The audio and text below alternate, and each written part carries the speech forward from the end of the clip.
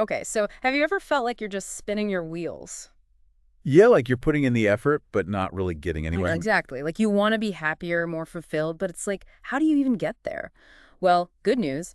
Your sources actually have some pretty amazing insights on how to boost your happiness. And it might surprise you. Yeah, it's not what you'd expect. No, it's all about goal setting. Goal setting, really.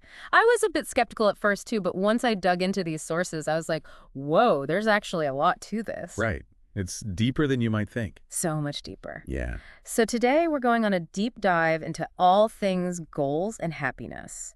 We're going to unpack why goals are so powerful for boosting your well-being, explore some fascinating insights from like the big names in the field, and even touch on the neuroscience behind it all. Yeah. Get ready for some brain science. I know, it's pretty cool stuff. So to kick things off, have you ever noticed how much stress uncertainty can cause? Oh my gosh, totally. That feeling of not knowing what's next or where you're headed, it's definitely anxiety inducing. It is, and that's where goal setting comes in. It's like this roadmap right in the middle of all that chaos. Right. So by setting clear goals, you're taking control of your life's direction. Okay. And that sense of control can actually reduce stress like crazy and just make you feel so much better overall. Makes total sense. So it's not just about like achieving the goal itself, but also about that sense of being in the driver's seat. Yeah, exactly. And there's more to it than that, too. Yeah. Your sources talk about this fascinating link between goal setting and, dopamine. Dopamine. Okay, bring on the brain science. So dopamine is like your brain's feel-good chemical, its reward system. Uh-huh. Every time you hit a goal, big or small, your brain releases dopamine. Oh. And that creates a feeling of pleasure, and it makes you want to repeat that behavior. So that's why it feels so good to like check things off my to-do list. It's a mini dopamine party. It is, every single time. And what's even cooler is the more you set goals and you achieve them, the more your brain strengthens those pathways. Mm. So it becomes easier to stay motivated and keep going. So it's like training your brain for success. Yeah, exactly. It's like the more you do it, the better you get at it. Wow, that's pretty powerful. Yeah. But it's not just about the dopamine, right? No, There's more to it. achieving goals, no matter how big or small, also gives you this sense of accomplishment, which in turn boosts your confidence. Okay. And that belief in yourself can actually have a ripple effect on other areas of your life. It's like that saying, success breeds success. Yeah, exactly. But, okay, so we know that setting goals is important for happiness, but where do we even begin? Well, that's where the wisdom from some real goal-setting gurus comes in. Yeah. Your sources have all these amazing insights from, like, Locke and Latham. Locke and Latham, those guys are like the pioneers of goal-setting theory, right? Good. What's their take on all of this? So their theory basically says that you need to set challenging goals, things that actually push you a little bit, but they also have to be attainable. Like, it can't feel impossible from the get-go, right? So finding that sweet spot between pushing yourself and setting yourself up for success. Yeah, exactly. Like, you want to aim high, but still keep it real. Okay, makes sense. What about other experts? Who else should we be learning from? Well, your sources also talk about James Clear, the author of Atomic Habits. Oh, yeah. Atomic Habits. That's all about the power of small changes, right? It is. He says instead of trying to change your whole life all at once, just focus on making, like, tiny improvements each day. I love that. Yes. Because it takes so much pressure off. You don't have to be perfect right away. Exactly. And those small wins, they can actually add up to big results over time. It's like compound interest, but for your goals. Oh, I like that analogy. Yeah, you might not see the results right away, but over time, it can make a huge difference. So we've got Locke and Latham telling us to set challenging yet attainable goals, and then James Clear reminding us to break those big goals down into like bite-sized chunks. Is there more to it than just setting goals and taking action? Oh, yeah, definitely. And this is where Sean Akers' work comes in. Sean Aker, the happiness advantage guy. Yes. He says that it's super important to find joy in the process of actually going after your goals, not just the end result. Oh, that's interesting. So it's not just about like getting to the finish line, but enjoying the whole race. Exactly. When you focus on the positive parts of the journey, you're more likely to stay motivated, work through challenges, and ultimately reach your goals. Okay, this is starting to feel like a total mindset shift. Like instead of viewing goal pursuit as this like grind, it's about finding ways to make it fun and fulfilling. Exactly Yeah. like that. And this actually leads us to another big name in the world of goal setting, Zig Ziglar. Oh, yeah, Zig Ziglar. He's got some seriously quotable quotes.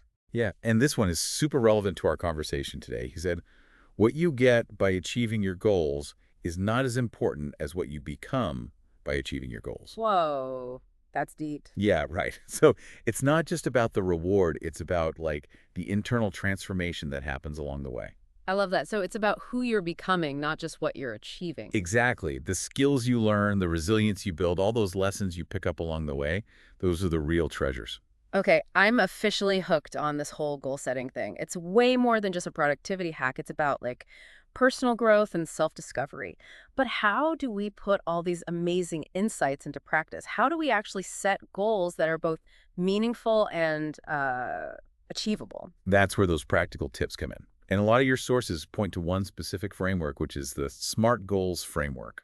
Ah, SMART goals. I've heard of them, but I'm not sure I fully understand how to use them. Well, get ready, because in the next part of our deep dive, we're going to unpack the SMART framework and explore how you can use it to set goals that really align with, like, your values and everything you want to achieve. This is getting good. Yeah. You won't want to miss part 2 of our deep dive, where we'll get into the nitty-gritty of setting SMART goals and uncover even more powerful strategies for achieving your dreams and boosting your happiness.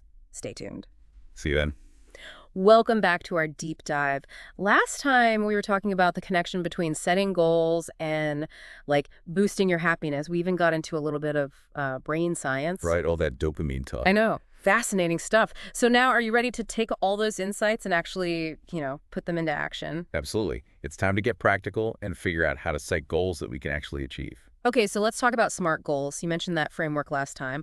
What does SMART actually stand for, and why is it so important for, like, setting ourselves up for success? So SMART is an acronym, and it stands for specific, measurable, achievable, relevant, and time-bound. It's such a great tool because it basically takes all the vagueness out of goal setting. You're not just saying, like, I want to be healthier. You're actually creating a roadmap for how to get there. Okay, yeah, that makes sense. Vague goals can be super overwhelming, but if you break them down into smaller, more concrete steps, it's way more manageable. Exactly. So let's actually go through each part of the SMART framework, starting with specific. Okay.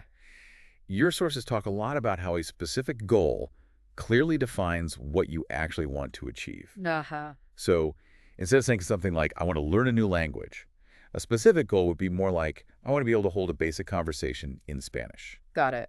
So you're eliminating any ambiguity, like you know exactly what you're working towards. Exactly. What about measurable? Any thoughts on that one? Well, I guess measurable goals would be goals that you can track, right? So you can actually see how far you've come. Exactly. So instead of saying, I want to read more, a measurable goal would be something like, I want to read 1 book per month. That way you can easily keep track of how many books you've finished and celebrate those milestones. Ooh, I love that. It's like leveling up in a video game. It is. All right, so next up is achievable. Your sources really stress how important it is to set goals that are challenging, but also realistic. Right. You want to push yourself, but also set yourself up for success. Exactly. If a goal just feels completely impossible from the start, you're probably going to get discouraged and just give up. Yeah, that makes sense. So it's about finding that sweet spot, right? Like ambitious, but doable. Totally. And then we have the R in SMART, which is relevant. Right, relevant. So relevant goals are goals that actually align with, your values, your interests, and your overall life goals. So it's not just about setting any goal, it's about making sure that it actually matters to you, right? Like it's something that'll bring you a sense of purpose. Yeah, exactly. And then finally, we have time-bound. Okay, time bound. This is all about setting a deadline. It creates that sense of urgency and helps you stay focused. So instead of just saying, I want to save money, a time-bound goal would be, I want to save $5,000 for a down payment on a car by the end of next year. Oh, wow, yeah. A deadline definitely makes it feel more real, more urgent. You know exactly how much time you have and what you need to do. Exactly. And remember, you can use the SMART framework for, like, literally any goal, big or small. I love that. I feel like anyone can use this framework to make real progress. So, okay, we've got our SMART goals all set. What are some other tips for, like, staying motivated and actually achieving those goals? Well, one of the biggest things your sources talk about is breaking those big goals down into smaller, more manageable chunks. Right. Remember James Clear and his Atomic Habits? Exactly. It's all about those small, consistent actions. Yeah. So if you wanted to write a novel, you wouldn't just sit down one day and expect to finish the whole thing. Oh no, way too intimidating. Yeah, you'd start with maybe a goal of writing 500 words per day. That feels way more doable. Right. And it's all about those small wins that add up to big results over time. So breaking it down makes it less overwhelming and helps you stay motivated. Exactly. Mm-hmm. And speaking of motivation, remember Sean Aker and the Happiness Advantage? Oh, yeah. Finding joy in the journey, not just the destination. But how do you actually do that? Like, it's easy to get caught up in the grind and forget to enjoy the process. Totally. Well, think about ways that you can actually incorporate things you enjoy into your goal pursuit. Like if your goal is to get in shape, maybe you find a workout buddy or join a dance class. Yeah, turn it into something fun. Exactly. Make it something you actually look forward to. I like that. Another powerful tool that your sources talk about is visualization. Oh, visualization. Is that like creating a vision board or something? It could be. But it's also more than that. It's about really vividly imagining yourself achieving your goal. Like feeling those emotions and letting that positive energy fuel your motivation. Okay, so it's like creating a mental movie of your future self, already living the dream. Exactly. And you know what? Neuroscience actually backs this up. Yeah. When you visualize yourself doing something or achieving something, your brain actually fires those same neural pathways as if you were actually doing it. Wow, really? Yeah, it's like a mental rehearsal. Yeah. And the more you visualize success, the stronger those pathways become and the more likely you are to actually achieve it. Wow, that's amazing. So we're basically training our brains for success. This is so cool. It's really making me realize that goal setting is so much more than just, checking things off a list. It is. It's really about shaping your mindset, boosting your confidence, and creating a life that you truly love. Yeah, the whole journey. Welcome back to our deep dive. We're on the final stretch of our exploration of goals and happiness. That's right. We've already uncovered so much about the science behind goal setting, all the wisdom from those goal setting experts. Yeah. We even learned how to make our goals smart. What else is there to discover? Well, we've definitely covered the what and the how of goal setting, but there's this one crucial element that we haven't touched on yet, and that's the who. The who. You mean like who we're becoming as we pursue these goals? We kind of touched on that earlier. Yeah, that's part of it. But I'm also talking about the people who can support us along the way. Oh, okay. Your sources really highlight the power of having a supportive network, especially when you're working towards your goals. Yeah, that makes sense. It's like having a cheering squad in your corner, to keep you going, even when things get tough. Exactly. Have you ever noticed how much easier it is to stick to, like, a workout routine when you have a gym buddy? Oh, totally. Or like working on a creative project when you have someone to bounce ideas off of. It's so much more motivating. It is. And it's not just about having cheerleaders either.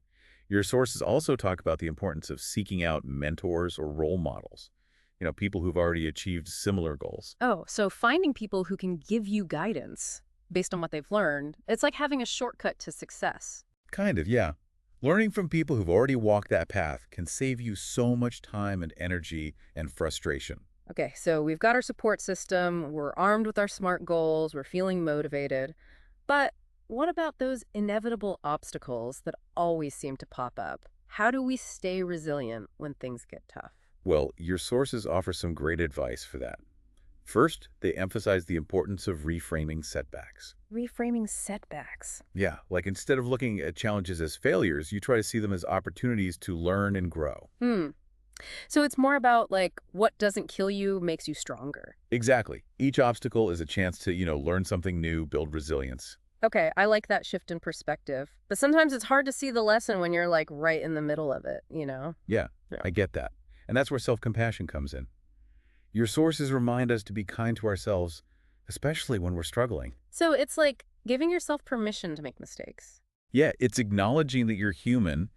You're not going to be perfect all the time. And that's totally okay. That's a good reminder. We're often so much harder on ourselves than we would be on anyone else. We are. And remember, even if you do make a mistake, it's not the end of the world. Right. Your sources encourage us to see those setbacks as, like, detours, not dead ends. Oh, I love that. Like if you hit a roadblock on a road trip, you might have to adjust your route, but you can still reach your destination. What other strategies can help us stay resilient when we're, working towards our goals? Well, your sources talk a lot about the importance of focusing on your why. Oh, yeah. Connecting with that deeper purpose behind your goals. Exactly. When you have a strong why, it's like this this inner compass guiding you through the tough times. So if you know why you're doing something, why it truly matters to you, it's easier to keep going, even when you face challenges. Right. And speaking of keeping going, another thing that your sources highlight is the importance of celebrating successes along the way. Yes, celebrations. But isn't it like a bit early to celebrate before you've actually reached the final goal? Not at all. Actually, celebrating those smaller milestones can be a huge motivator. Remember that dopamine rush we talked about? Oh, yeah, the brain's happy dance. Exactly. Each little win gives you that dopamine boost and makes you want to keep going. Like those little rewards in video games that keep you playing. But what if you're having trouble seeing those small wins? Like, what if you feel like you're just not making enough progress? That's a great point. And in those moments, your sources suggest taking some time to actually reflect on how far you've already come. Oh, okay. Like, look back at your journey and acknowledge all the steps you've taken, all the challenges you've overcome, all the progress you've made. It's so easy to get caught up in looking ahead that we forget to appreciate how far we've already come. It is. And remember, progress isn't always linear. There are going to be times when you feel like you're taking one step forward and two steps back. But that's completely normal. Just stay focused on the big picture and keep trusting the process. This has been such an incredible deep dive. We've covered so much ground. Okay. We explored all the science behind goal setting, learned all kinds of practical tips from experts, and even talked about how to stay motivated and resilient along the way. As we wrap things up here, what's like one final takeaway you'd want our listeners to remember? I think the most important thing to remember is this. Goal setting is not just about achieving some outcome. Right. It's about the entire journey. It's about growth and transformation and becoming the best version of yourself. I love that. So beautifully said. So to everyone listening, if you're ready to unlock your full potential and create a life that is truly happy and fulfilling, just take that first step. Set some amazing goals. Remember, you have everything you need to succeed. You do. And we can't wait to hear about all the incredible things you accomplish. Thanks for joining us on this deep dive. It's been a pleasure.